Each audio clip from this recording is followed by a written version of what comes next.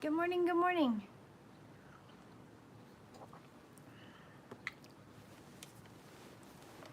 I hope everybody's doing well this morning. I got up and then I laid back down. That happens, right? I know other people have that happen to them. So I haven't drawn the cards for today, so you'll get to see me draw cards today. It is Tuesday morning. My name is Red. You are watching Daily Devotions with Red Moon Eagle. And we are in the tide of renewal between the spring equinox and the summer solstice. And I'm going to draw one of the animal spirit guide books cards.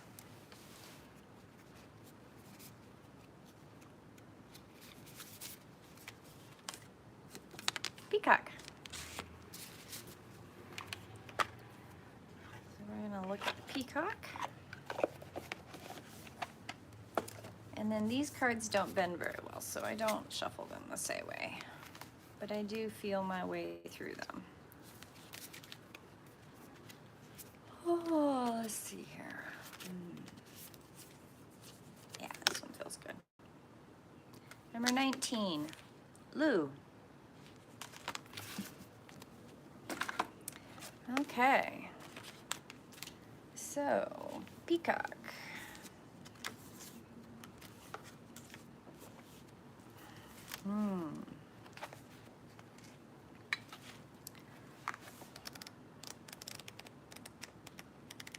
Yeah, that's what I thought back here.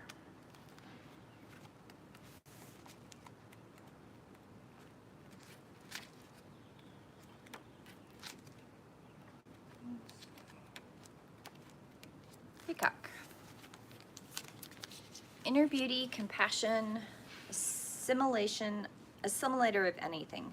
The beauty of the peacock is unrivaled. It's easy to think that it comes from the plumage, but the secret of the peacock is that the beauty resides within and extends outward indefinitely. This adept creature can assimilate or digest all experiences in life, so it does not harbor resentment, conflict, or past pain with its psyche. The peacock type is extremely rare. Not many of us have reached this advanced level of acceptance of the self and others. When in balance, confident and kind. When out of balance, can't digest situations. To bring into balance, meditation on the navel. I love that. Okay. And Lou is number 19. Oh, I remember this card. This card is beautiful. Oh, I love that. So it's got blue birds, deer with the earth symbol on the forehead, a woman with a symbol on her forehead, and a mandala in the background. Isn't that beautiful? Oh, I love this card. So Lou, number 19. I almost opened directly to it. That's cool.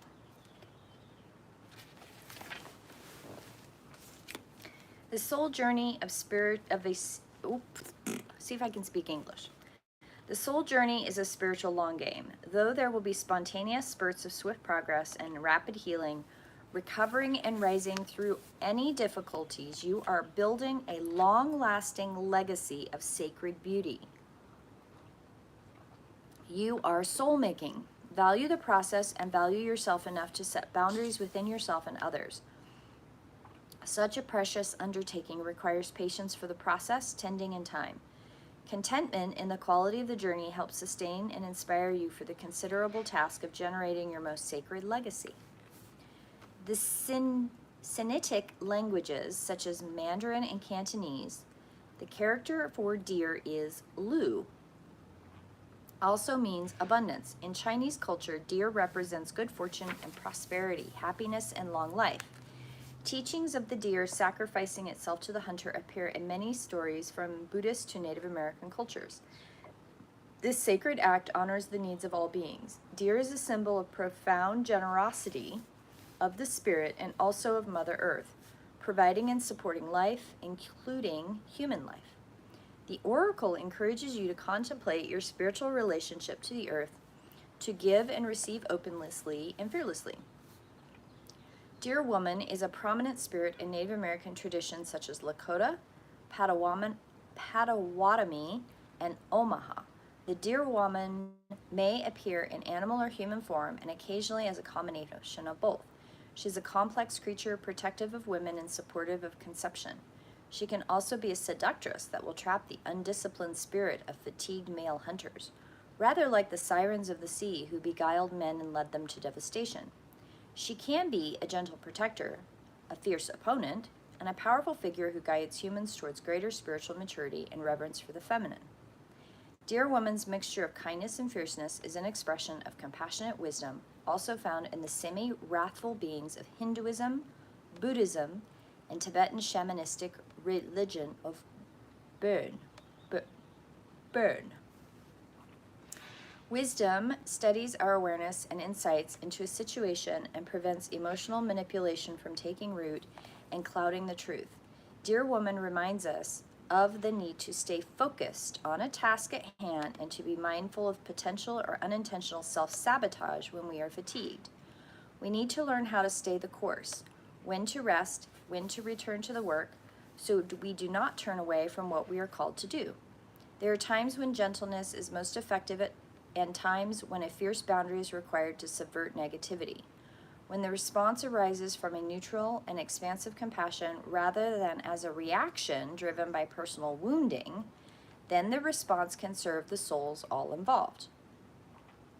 Deer is also associated with the creation myth and considered sacred to the Dambi tradition of the Kono people of the Sierra Leone, West Africa, where the ancient word for deer is the same symbol that depicted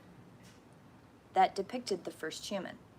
Descendants of the Aztecs and Huichol ethnic group of Mexico revere the deer as a spiritual symbol. In some creation stories of Mexico, deer were the first parents of the human race. In Japan, the deer is a messenger of the gods associated with love, yearning, and abundance.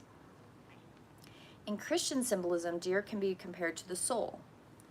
The appearance of deer calls forth the deep need for spiritual relationship with both the natural world and the celestial realms.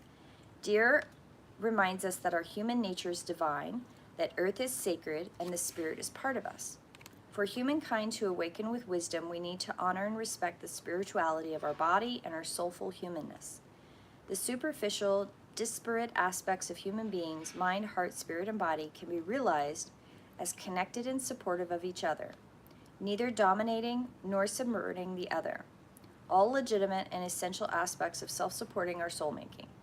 If you have felt bound by outer or inner conflict, the oracle foretells liberation into integration. Creativity is the driving force behind your grappling. Stay the noble course to completion whilst cultivating both strength and gentleness of mind and heart. Celtic horned god Ceranos is depicted as the divine being in the form of a man with antlers. Antlers are fast-growing tissues of the male deer and stag which shed annually. Antlers are symbolic of the masculine power for embracing growth and demonstrating courage for swift rebirth. Ceranos is considered by some to be the chthonic god, one who is connected to the underworld, and is such the birth, death, rebirth mystery teacher, which aligns him with the feminine wisdom cycles. In his symbolism, the stag's antlers' rapid progress through the phase of growth reemerge as augured, in harmony with feminine rhythms of your soul. Ancient fossils date the blue jay birds back 25 million years. These intelligent birds are adept at survival through fidelity, community, dedication, and playfulness. Known as the clowns of the birds for their bopping and bouncing and song-dance numbers, they are also fiercely protective of their territory. Blue jays demonstrate the survival need of knowing how to have fun whilst also keeping a pragmatic eye on what needs to be managed and protected. Clever, comical, boisterous, and dedicated, these birds follow their own inner rhythms. Their migration patterns can vary from year to year, and there is no known logical reason why. They are attuned to a deeper, more subtle rhythm that promotes the thriving of their community. Listening to your inner rhythms, rather than doing something simply because it's the way you've always done it, can benefit the soul at this time. These birds change appearance dramatically and rapidly, molting and looking like bare-headed, fluffy, gray miniature vultures during the summer. However, they regrow their feathers in a short number of weeks. Like fast-generating stag antlers, blue jay heralds fast and dramatic recovery, even from what may seem like a dire loss, that which is good and beautiful in our world. Whatever issue may be troubling your mind or heart will not last long. There's a great guiding and protective wisdom that will ensure you evolve swiftly and nourish your soul journey for a long time. Oh, I love that.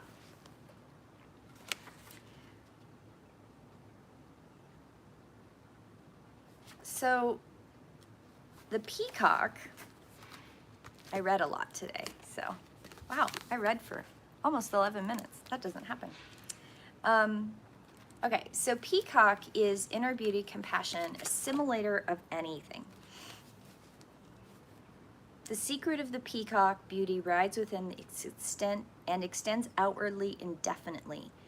This adept creature assimilates or digests all experience in life. They do not harbor resentment, conflict, or past pain within its psyche. Confident and kind. When out of balance, can't digest situations. I love the peacock card. Any of you ever been chased by a peacock? I have. It was quite frightening. He just wanted to be petted. He wasn't actually angry, but that's a long story. I love the deer card. They go into, the one thing I love about this deck is that there's a lot of research going into bringing in the different cultures around the world, and it's really a medicine of all animals and all connections in the world. So I'm going to go back to the very beginning. The soul journey is a spiritual long game. There will be spontaneous spurts of progress, but you are soul making. Value the process and value yourself enough to set boundaries with yourself and others. Such a precious undertaking requires patience for the process, tending, and time. So I go back to the wheel all the time. I even have it sitting here right next to my table because the wheel is so important. I'm working, still getting this mini course ready for people to take if they want to, which is the wheel course. I have the basics of energy medicine on my webpage if you want to go check that out. And it's really cheap. I only have it marked at $40. So like basics of energy sensitivity and empathy is a really quick $40 course. Yes, I'm totally plugging here, but the wheel. Going back to Lou and the peacock. So the peacock is constantly digesting the diversity, the complexity of things that are happening in your life, right? And there's a beauty to that. There's a complex beauty to that. And Lou is about the soul journey, the long soul journey. And if you look at how deer and the blue jay are represented here and the many cultures of the earth, one of the things that comes forward is the wheel. The blue jay is about community. It's about the playfulness and the joy that comes with community. And deer is about connecting to Earth herself and the cycles within Earth herself. And one of the things that brings me to is the body, mind, spirit, emotion of the wheel. And outside of the wheel, you have the community.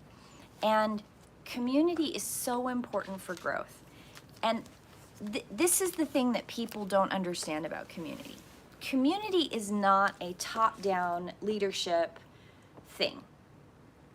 Even when we look at how good government works in a non-corrupt way, right? Like you have corruption everywhere. You can't quite get rid of it. There's always going to be one human that's got a lot of trauma that's got to feel like they have to take over everything.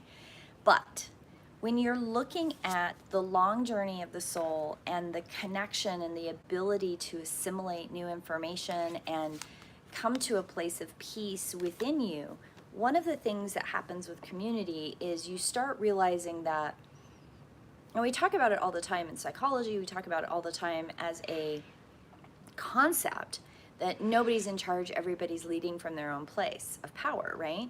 And in the body's activation systems, we talk about that too. Each person brings a natural connection to their superpower forward.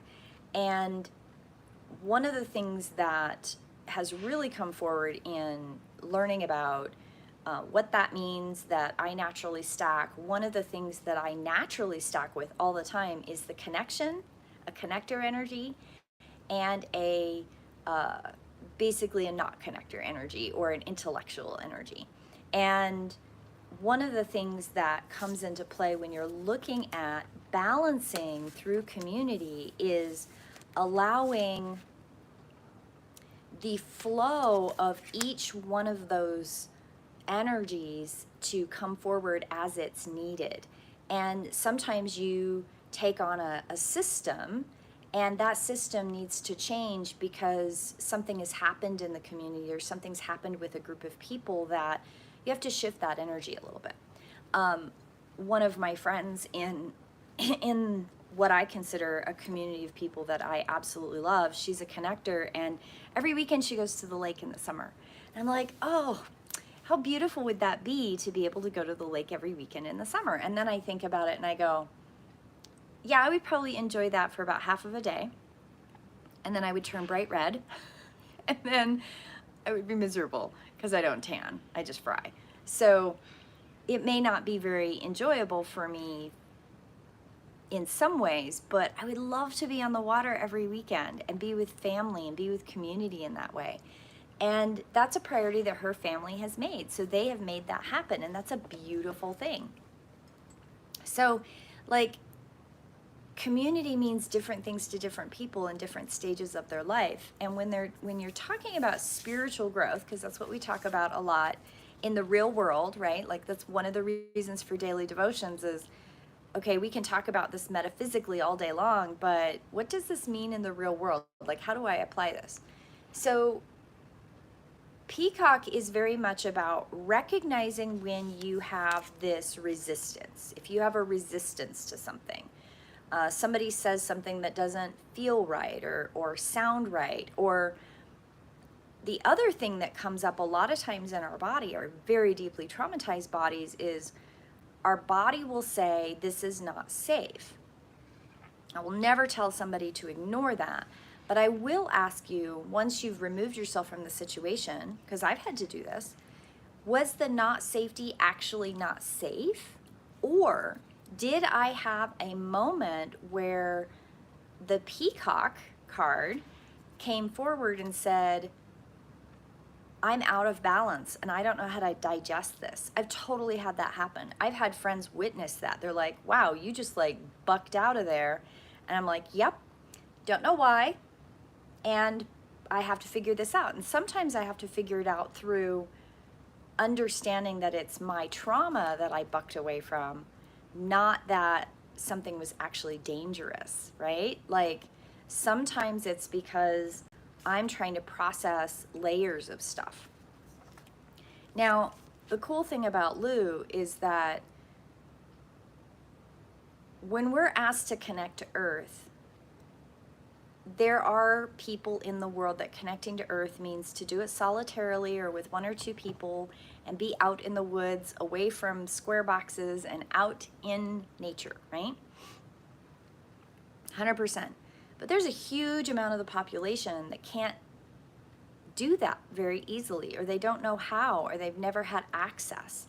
There are people in the world that have never had access to clean, green spaces, community gardens, woods, forests, open spaces. There's a book called Decision at Duna, written by Anne McCaffrey, that I read back when I was a teenager, and it made me very sad. There's actually another book that I can't remember the title of, but the very first 2 chapters of the book, it talks about how humanity has taken over the earth, and there are very few what they call green spaces that are set aside, and you have to get a special ticket to be able to go out and see open sky and green grass. And most people live in tiny little square cubicles. They have noise, they have food rations based on their noise, quality. Like, you're expected to be meek and quiet and fall into line. And when you can't do that, you get penalized for it. And that is true from a public school system paradigm. That is very true in a cityscape paradigm. There's a lot of people that have never had access. I am extraordinarily blessed. I live in a place where, yes, Bozeman is one of the fastest growing cities in Montana, and we actually have the highest tax base in the state of Montana. Like, we have one of the wealthiest counties in the state of Montana. I can't say that I'm wealthy, but that's what the statistics tell us. We also have access to trails and woods and Yellowstone not very far away from us. We have access to all of this beautiful land. That is not something that everybody has. So that's where our Blue Jays come into play. There is the aspect of coming together in community, no matter where you are, to follow the culture and connection to Earth through community, because we can all get to Mother Earth through community if we learn how to nurture that in our lives and within each other, because we all have connection to Earth herself, because we all live in a meat suit. I love the movement in the United States where people are looking at creating food community gardens where they're feeding people for basically free. You come and you work in the community garden and you get free vegetables, you get free food. Taking landscaping in the middle of a city that's been covered with concrete and tall houses and converting it to food space. That's a big movement in some parts of the United States, and I think we would benefit from that everywhere. But I will tell you, the thing that gets in the way of that is the idea that you have to work 60, 70, 80 hours in a week just to make your rent. So the paradigms have to shift to make some of these new paradigms come into play. If you don't have to work 60 hours a week to pay your rent, if you're working a regular 40-hour-a-week job, or even a 30-hour week, I mean, God forbid we change the paradigm and a work week is now 30 instead of 40 hours. That would be amazing, right?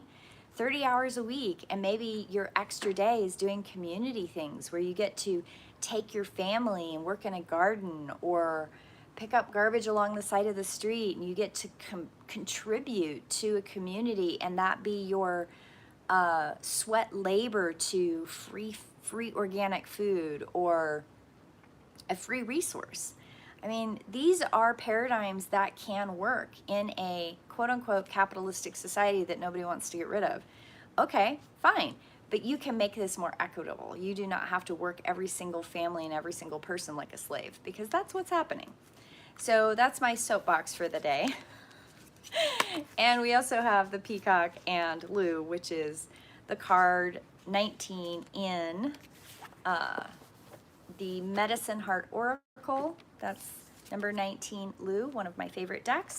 And then Animal Spirit Guidebook was the Peacock. So I hope you all have a beautiful day. Take these ideas, put them out in the world, see what works, see if you can connect with somebody that's doing these paradigms, and get yourself involved with something. No matter where you are in the country, there's something happening. Here in our valley, we've got the Gallatin Community Gardens. I missed the meet and greet, and I've gotten sidetracked with some other things, but there's also the League of Women Voters. Become involved with that. Start talking to people about how to change the paradigm. We all have the ability to have that communication. We aren't as helpless and hopeless as we think, and there are ways of changing things.